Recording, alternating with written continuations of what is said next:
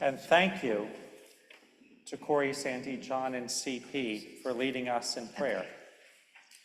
I hope our mission at Temple Sinai is clear: to pass on deep Jewish living, lador vador, from generation to generation, with joyful Judaism, to engage in tikkun olam, the repair of the world, by giving back to our community, and to instill a love of Zion, care for and support of the state of Israel. None of these objectives are at the expense of the other. In fact, each one complements and accents the other goal. Even before October 7th, support for the state of Israel was under fire. For certain, the state of Israel is far from perfect. Ultra-Orthodox radicalism, corrupt politics, and gender discrimination, especially at the Western Wall, have all been met with large protests. However, the fact that there are protests demonstrate that Israel is still a vibrant democracy. No such protests would be allowed in any of Israel's neighboring countries. At the heart of everyone's concerns is the humanitarian situation in Gaza. Yes, our hearts break as well. War is hell. Sparing civilian life in war is not just a matter of international law. It is an ethical issue that is discussed deeply in the Talmud and Jewish law. But we reject swallowing and regurgitating Hamas's propaganda as much of the media has done. We place the responsibility for this situation on Hamas that has embedded itself literally underneath hospitals, schools, and so-called humanitarian centers. Civilians are also hostage takers.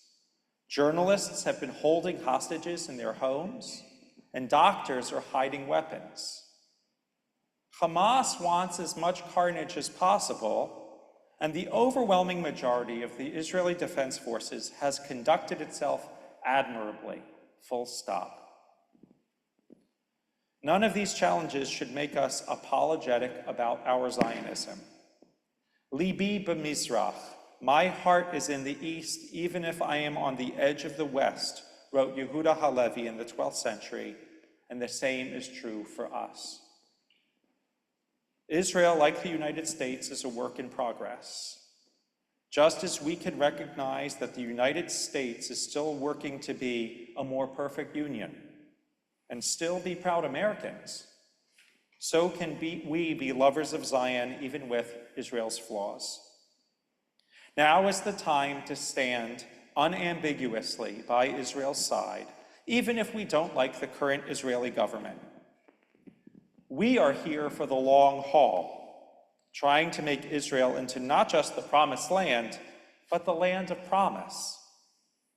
And not just JNF USA, Hadassah, Friends of the IDF, and Magen David Adom, but also Israeli Reform congregations through Artza need our solidarity. When Israeli paramedic Noah Abitbul visited us in June, she said that internal discord in Israel is like a fierce family fight. No, you cannot borrow my sweater, but I will give you my kidney. That is what family means. As I write this, Israel is bracing for more war. Be unapologetic in your love of Israel. It is part of our mission, just as much as celebrating life cycle events and cooking for homeless shelters. Kol Yisrael Aravim Zeh Bazeh. All of the people of Israel are responsible for each other. Am Yisrael Chai, Od Avinu Chai. Shabbat Shalom. Shabbat Shalom.